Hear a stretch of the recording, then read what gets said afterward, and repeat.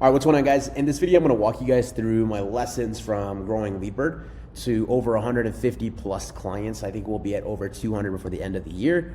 I don't sell any coaching programs. I don't sell anything on agency growth or anything of that side. Just want to walk you guys through what I've learned, because I think this will be really cool for me to look back when we get to 500 clients or 1,000 clients, because I think a lot of the things that I say right now I'll probably change my opinion on. For the most part, it has not been like a smooth sailing ship. I've been learning every day, which I'm so grateful for. But I've made a ton of mistakes, tons of errors, tons of bridges that I've burned that I wish I haven't. And if I did everything again, I would be a better leader. But it's how you become better. You have to fail. And I'm comfortable with that. And so that's what I want to cover in this video. So let's talk about pricing first. We run a performance model, right? We charge our clients for every lead that we generate.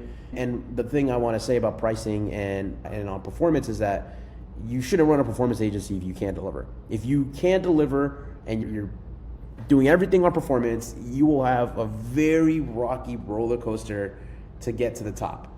And some months you may make a lot of money, and other months you may make zero money. And so when it comes to being able to hire a team and being able to pay other employees their salary at the end of every month, it makes it very hard to forecast. And so that may not be the financial model that you should do. And that doesn't mean you can't work on performance. I just said saying it's a lot harder and you got to get way better at understanding your numbers. A performance model is really good because it enables you to convert cold traffic really well. There's not a lot of agencies that run performance models, and that's because they have oversized teams. They are not lean, they're not efficient, and they may not be able to perform. But a pricing model that is performance-based, I think in the beginning when you first start your agency, it's a great way to stand out from competitors and to actually win a lot of people's trust so that they actually sign on and become a customer. But what I would say though is that you have to build your performance model in a way where you're still profitable on the account even if you don't perform. And the reason why I say this is that sometimes things are out of your hand and you don't simply perform. And it could be simply the client and their offer and their product. Maybe it doesn't have product market fit, or maybe something happens to where email deliverability just gets crushed. Facebook ads just gets crushed. And then you're not able to perform for that month and they may churn. And that happens, that has happened to me. And if you do complete performance, you'll just lose money on the account and you can't have a lot of that, otherwise you'll be broke. And so I think that's very important. And I think if you are to take on any client for your agency, you need to find the right fit clients, right? Clients that are actually running a validated business, a validated offer, that actually have a team, that actually have money coming in, and that they're not looking for you to save their business, they're looking for you to scale their business. And I think that's very important. I used to not have that mindset. I used to think that, hey, like my agency is very productized and I can take on any client and we can run them through our stuff and everything will work out good. And I ran the numbers and the numbers were not that great. So on clients that were bad fits, our churn was higher. We did more work, meaning more campaigns, more calls with clients, and they just required more effort from our team. And then they paid us less. They were late more on invoices. And then our LTV on those clients, most of all, was less. And so it's very important to take on the right fit clients. And the other thing to keep in mind there as well is I always think back, okay, if we, from the beginning, only took the right fit clients and our CSMs were able to spend more time on the better accounts, they'll probably perform better there, and that means more money that we would make because we run performance, and the longer that client would probably stay because they're getting way more support. And so that was something I learned the hard way. And so even though you're in a position where you may need money, I would still stay and stick around long enough to go find the good fit clients. Don't just take on every client. I think that's very important. The next thing I want to talk about is financial management. And I'm by far the last person to really speak about finances at a high scale. For me, I've always had the mindset of, hey, let's go validate an offer, let's go validate a product, let's go make sales, and then let's figure out margin and figure out all the rest of the things. And that's not the right way to run a business. You should always think about profitability and margins from the get-go. I think that's very important. And then just on the ongoing financial management side, like a lot of people glorify entrepreneurship. They think that in the first month that they can go buy a Rolex, they can go buy a Lambo, get a crazy big apartment and enjoy this lavish lifestyle. And those are the guys within 2 to 3 years that usually go under, right, when things get tough. And so with an agency or really any business, think about long-term. Like in the beginning, a lot of my team members were making a lot more than I was. And I was okay with that because I was building a foundation that enabled me to scale. And I think that's very important. And so in the beginning, just get really diligent with tracking your finances. A couple of things that I like to do every day is, one, I literally have a spreadsheet where I put in all of our accounts numbers every single day, and I literally look at that every single day, and that helps me understand, one, do we have money? Are we actually hitting our sales targets? And then two, I also make sure that we don't hold on to a lot of cash. You should be okay with, one, spending more money on things that you're testing, whether it's paid ads or acquisition or hiring a new person for this thing specifically, and just always testing. And I think you should always have 4 to 6 months of runway. But big point I'm trying to make here is just make sure that you're actually putting your capital to work. Doesn't mean you need to go blow it on your personal needs and whatnot. It just means that you should be testing stuff, whether it's on the acquisition front, on the marketing front, if it's on the hiring front, whatever it does to improve your overall product and service. And then a really good book I like is called Profit First. It's like a mentality of how you should go about your finances and how you should separate everything into buckets. And I think that's a very important thing to do. And then eventually you'll get to a point where you can hire a finance manager and they will build out everything. And that's what we've done. And it's honestly given us a lot of better understanding of how to operate this business to make it, one, way more profitable, increase margins, and just be a little bit more efficient. That's my tidbit on financial management. Nothing too crazy. So most agencies aren't reinventing the wheel, right? They're selling the same services that have been around for 10, 15 years. My mentor has literally been selling cold email since 2005. So almost 20 years that he's been in business selling cold email. And when it comes to navigating a competitive market, the only thing that you have to worry about is social proof. Social proof is the key to navigate a saturated market. People will buy, cold traffic will buy from the people that they trust the most. And what's the best way to show trust?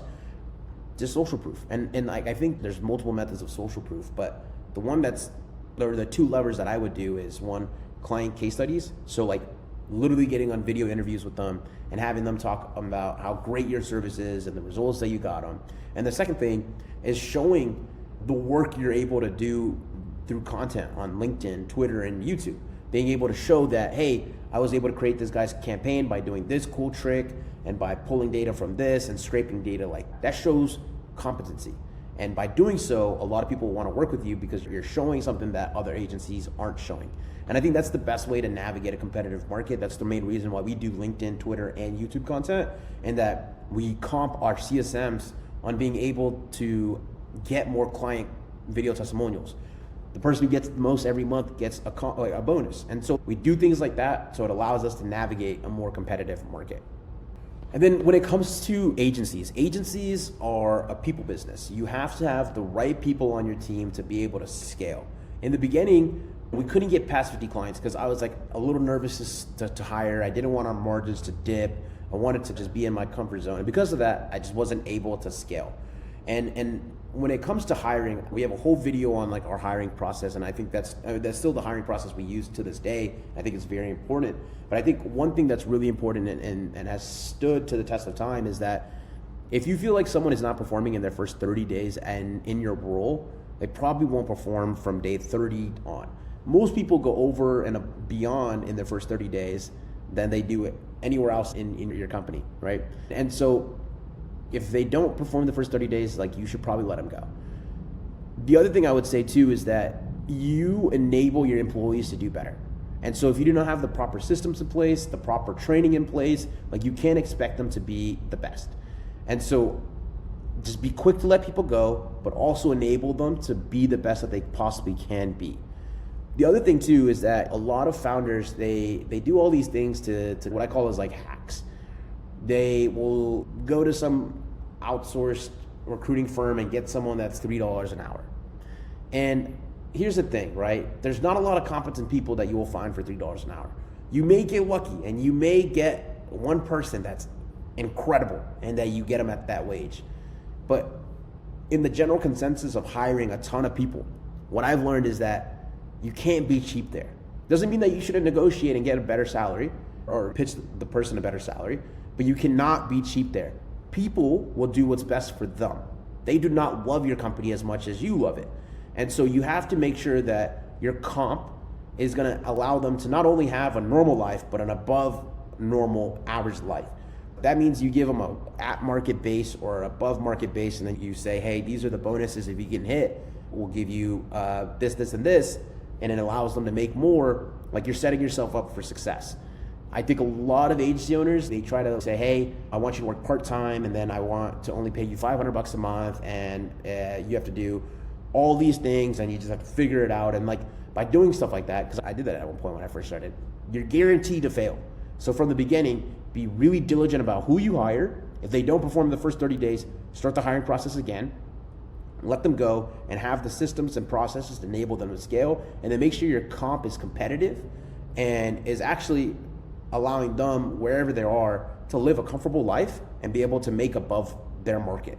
And I think that's so important. And then it's the same thing with offshore talent. A lot of people the benefit of offshore talent is that one, you can get people that are just as smart as someone locally for 30 to 40% less, and they're just as good. But the thing is that people treat offshore talent like they're robots, that you could just give them some messages and let it go from there. You should be treating your offshore talent just like you treat your onshore talent.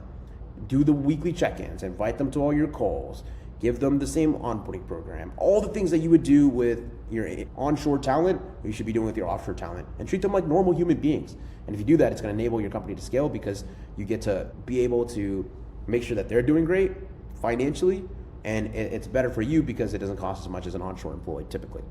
And so I think if you can knock out the people part of your agency and enable everyone to scale and win, you enable yourself to be able to grow. With client acquisition is actually very simple. A lot of people overcomplicate it. But what I will say is that if you are not selling something that people genuinely want, it is like running up a hill. So that means that you have to have an offer that is validated and it's something that the market actually wants. And what I mean by that is that you can go to people that are in your market that do not know you or your company at all, and you could say, hey, would you be interested in this if I could do this? And if they say yes, and you can get a good percentage of those people to say yes, then you have what I would say is a validated offer. Obviously, you have to perform and everything of that sort. You can't just say, hey, I'll get you 1 million leads. Obviously, everyone will say yes to that. But that's something to think about. In the beginning days, I would say like when you're sub 50K a month, the only thing that you should be doing is content and outbound outreach. Those are the two cheapest ways to acquire clients profitably. When it comes to paid ads, like you have to know your business and the numbers. Like we just started running ads recently. We're way above 50K a month.